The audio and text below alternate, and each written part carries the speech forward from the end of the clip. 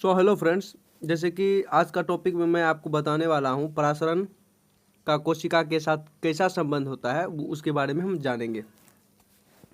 इस वीडियो के लास्ट तक बने रहिए ताकि आपको अच्छे से प्रॉपर वे में सब कुछ समझ में आए। ये किसी भी कॉम्पिटिटिव एग्जाम के लिए बहुत इंपॉर्टेंट टॉपिक है। इसको आप सबसे पहले मैं जब बता रहा हूँ ये एक नोट्स के जरिए बता रहा हूँ। आप इसे प्लीज़ अपना कॉपी में नोट्स आप इसे उतारने का कोशिश करें। इससे होगा क्या, ये आपको जो है याद होते चला जाएगा और समझ में भी आएगा। तो वीडियो के लास्ट तक जुड़े रहिए तो आपको ये इजीली समझ में आ जाएगा। तो चलिए स्टार्ट करता हूँ। ये शॉर्ट टाइप वीडियो होने वाला है। अब देखो, परासरण का कोशिका के साथ संबंध, और ये एक टॉपिक है। किसी भी टॉपिक को आप पढ़ो, या हिस्ट्री ले लो, ज्योग्राफी ले लो, या फिजिक्स, केमिस्ट्री, या कोई सा भी कंटेंट, अगर कोई सा भी सब्जेक्ट का अगर कंटेंट उठाते हो, एक टॉपिक को पकड़ो, उस टॉपिक के अंतर्गत जो चीज़ भी आता है उसे आप कंप्लीटली डिटेल में पढ़ो, और उसके बाद जो है आपको उससे रिलेटेड अगर एग्जाम में क्वेश्चन आएगा तो आपसे नहीं छूटेगा। तो जैसे हमने आपको बताया अभी कि परासरण का कोशिका के साथ संबंध कैसा होता है उसके बारे में जानेंगे। देखो यहाँ पे प्रत्येक कोशिका में कोशिका द्रव होता है। जो जितने भी कोशिका होते हैं उसमें क्या होता है, प्रत्येक कोशिका में कोशिका द्रव होता है जिसकी अपनी एक निश्चित परासरणी दाब होता है, जिसका एक निश्चित क्या होता है, परासरणी दाब होता है। कोशिका में पाए जाने वाले विलयन, कोशिका में जो पाए जाने वाले विलयन होते हैं उसे कोशिका द्रव की तुलना में 3 प्रकार के विलयनों से करने पर जो परिणाम निकल कर सामने आते हैं वह इस प्रकार के हैं। तो कौन कौन से हैं? पहला मैं आपको अपने भाषा में समझाता हूँ। जो ये आपको जो पढ़ रहे हैं परासरण का कोशिका के साथ संबंध कैसा होता है, तो उसके बारे में, जैसे कि प्रत्येक कोशिका, जितने भी कोशिका होते हैं उसमें कोशिका द्रव पाए जाते हैं। जैसे मान लेते हैं ये सेल है, तो इसके अंदर कोशिका द्रव, यानी कि इसके अंदर जो द्रव है उसे कोशिका द्रव कहते हैं, वो पाया जाता है, जिसकी अपनी एक निश्चित परासरणी दाब होता है। इसका एक निश्चित जो है परासरणी दाब होता है। तो एज इट इज़ यहाँ तक समझ में आ चुका है। दाब उसे कहते हैं जो प्रेशर अंदर से लगा होता है। तो एज इट इज़ यहाँ तक समझ में आ चुका होगा। जैसे हम लोगों के सर के ऊपर एक एटमॉस्फेरिक प्रेशर लगा हुआ है, उसी प्रकार से हर चीज़ का जैसे कि अभी यहाँ पे परासरणी बोला जा रहा है कि परासरणी दाब लगा हुआ है, तो उसके अकॉर्डिंग बात करेंगे। तो जैसे कि हमने आपको बताया जिसकी अपनी एक निश्चित परासरणी दाब होता है, कोशिका में पाए जाने वाले विलयन जो होते हैं, जैसे जिसे हम कहते हैं कोशिका द्रव की तुलना में, ये 3 प्रकार के विलयनों से करने पर जो परिणाम निकल, और ये 3 प्रकार के विलयनों से करने पर जो परिणाम निकल कर सामने आते हैं वह इस प्रकार हैं। तो कौन कौन से हैं? जैसे कि पहला यहाँ पे देखो देखो यहाँ पे परासरी विलयन, जिसे हम आइसोटोनिक सॉल्यूशन कहते हैं। दूसरा हो गया आपको यहाँ पे देखो अल्प परासरी विलयन, जिसे हम हाइपोटोनिक सॉल्यूशन कहते हैं। तीसरा आपको हो गया अति परासरी विलयन, जिसे हम हाइपरटोनिक सॉल्यूशन कहते हैं। एज इट इज़ यहाँ तक आपको समझ में आ चुका होगा। क्लियर? अब देखते हैं, इसको समझाता हूँ मैं कि समपरासरी विलयन क्या होता है, आइसोटोनिक सॉल्यूशन क्या होता है, इसके बारे में हम जानेंगे। ऐसे विलयन जिसकी सांद्रता, जो सांद्रता मतलब क्या है, उसके कंसंट्रेट जो होते हैं वो, जैसे कि ऐसे सॉल्यूशन लेंगे, ऐसे विलयन जिसकी सांद्रता तथा परासरण दाब कोशिका रस और सांद्रता और दाब के समान होती है। किसी कोशिका रस और कोशिका, यहाँ देखो कोशिका रस की जो है कोशिका रस की सांद्रता और दाब के समान होती है, दाब के समान होती है, और उसमें जो है समपरासरी विलयन कहा जाता है, और उसे ही हम क्या कहते हैं, समपरासरी विलयन कहा जाता है। तो आई होप यहाँ तक आपको समझ में आ चुका होगा इजीली। यहाँ तक में आपको डाउट नहीं होना चाहिए। अगर नहीं आपको समझ में आया तो आप फिर से वीडियो को पीछे से देख सकते हैं बैक करके। तो फिर से मैं एक बार समझाने का कोशिश करता हूँ। ऐसे विलयन जिसकी सांद्रता तथा परासरण दाब कोशिका रस की सांद्रता और दाब के समान होती है, ये यहाँ तक समझ में आ चुका होगा। उसे समपरासरी विलयन कहा जाता है। उसे क्या कहता है? समपरासरी विलयन।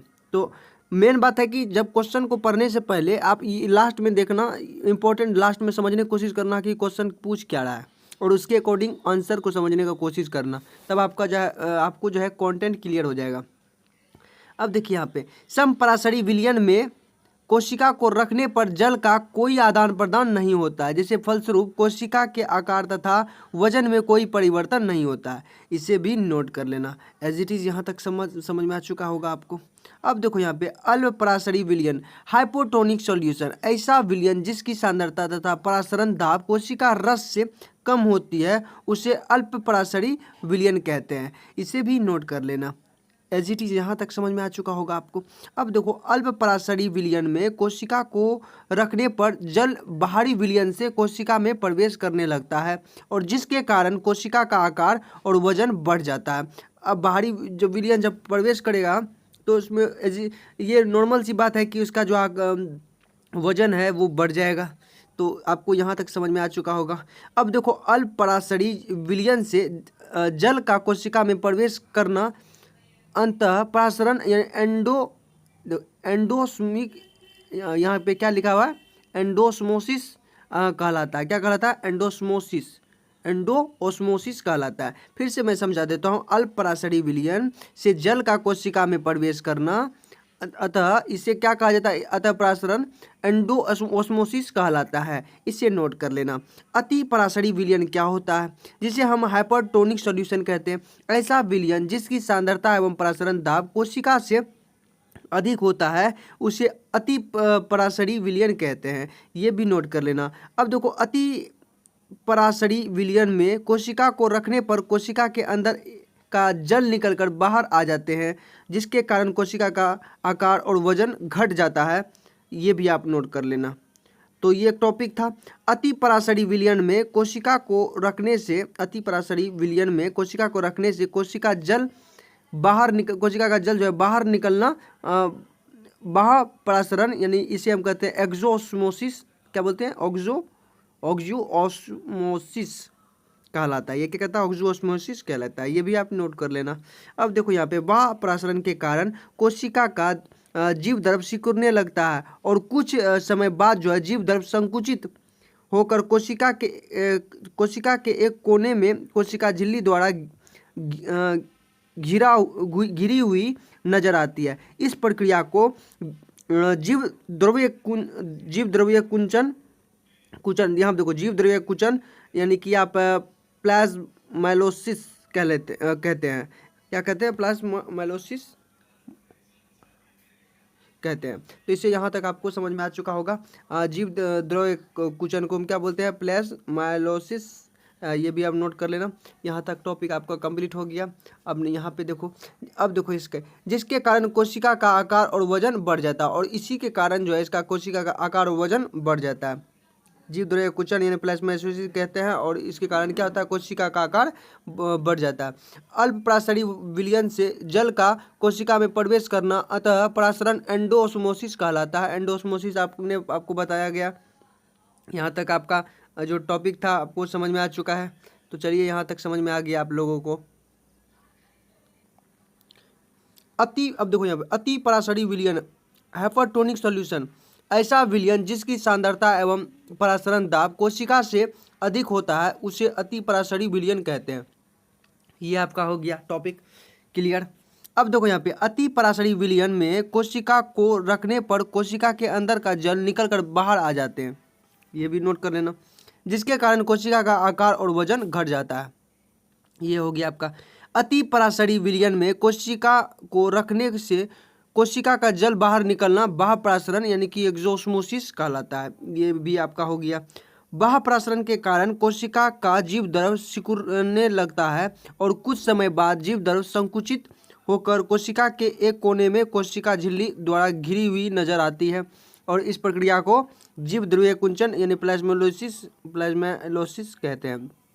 इसे नोट कर लेना। ये सब हालांकि मैं आपको पहले भी बता दिया, मैं आपको जस्ट रिवाइज करवा रहा था। अब कुछ महत्वपूर्ण पद जो होता है उसको देख लेते हैं। जैसे अतः शोषण जो होता है, जैसे हम कहते हैं इसे हम इम्बिबेशन, देख लो यहाँ पे इम्बिबेशन जो होता है अंतः शोषण एक विशेष प्रकार का विसरण है जिसमें गोंद, स्टार्च, जिलेटिन, लकड़ी और सूखे बीज जल अधिशोषित कर फूल जाते हैं। क्या होते हैं? इसमें फूल जाते हैं, छोटे छोटे जो बीज होते हैं। अब सक्रिय परिवहन एक्टिव ट्रांसपोर्ट, जब पदार्थों के स्थानांतरण में ऊर्जा खर्च होता है तो इस परिवहन को सक्रिय परिवहन कहते हैं। ये भी आप नोट कर लें, सक्रिय परिवहन।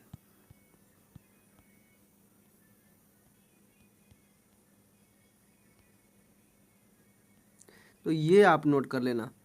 तो ये था आपका टॉपिक। अब कुछ अन्य महत्वपूर्ण पद जैसे हो गया, जैसे मैंने आपको बताया अंतः शोषण, सक्रिय परिवहन, एक्टिव ट्रांसपोर्ट के बारे में बता दिया है। अब निष्क्रिय परिवहन, जैसे हम पैसिव ट्रांसपोर्ट, जब पदार्थों का परिवहन बिना ऊर्जा खर्च किए होता है तो इसे निष्क्रिय परिवहन कहते हैं, तो पैसिव ट्रांसपोर्ट कहते हैं। अब एंडोसाइटोसिस, एंडोसाइटोसिस क्या होता है जिसके समझते हैं। एक कोशिकीय जीव अमीबा की कोशिका झिल्ली का लचीलापन कोशिका को इस योग्य बना देता है कि वह बाहरी वातावरण से भोजन को ग्रहण कर सके और कोशिका झिल्ली द्वारा संपन्न इस कार्य को एंडोसाइटोसिस कहते हैं, एंडोसाइटोसिस कहते हैं। तो ये टॉपिक आपका कंप्लीट हो गया। अब देखो यहाँ पे जीव द्रव्य कुंचन जो होता है, डेप्लास्मेलोसिस जो है, ये जीव द्रव्य कुंचित कोशिका को अगर अल्पप्रासरी विलयन में रख दे तो अंतःप्रासरण के कारण जीव द्रव्य पुनः अपने पहले वाले स्थिति को प्राप्त कर लेता है और इसी प्रक्रिया को जीव द्रव्य विकुंचन कहते हैं, जीव द्रव्य विकुंचन कहते हैं। तो चलिए आज का टॉपिक में बस इतना ही। अगर आपने लास्ट तक बना रहा होगा तो आपको आई होप यहाँ तक समझ में आ गया होगा। ये शॉर्ट टाइप वीडियो था, आप इसको पूरा डिटेल में देखने का कोशिश करें और बार बार रिवाइज करने का और समझने का कोशिश करें। ये निश्चित तौर पे आपको समझ में आ जाएगा। अगर चाह लेने से अगर आप किसी चीज़ को समझना चाहते हो तो आपको वो निश्चित तौर पे समझ में आएगा ही आएगा। तो चलिए आज का टॉपिक में बस इतना ही। इसका नेक्स्ट पार्ट मैं बहुत जल्द लेके आने वाला हूँ। इसका जो इस चैनल के प्लेलिस्ट में आपको ज्योग्राफी या वर्ल्ड ज्योग्राफी बताया जाएगा, वो भी आप देख लेना। थैंक यू, धन्यवाद, जय हिंद। फिर मिलूंगा इसका नेक्स्ट पार्ट में।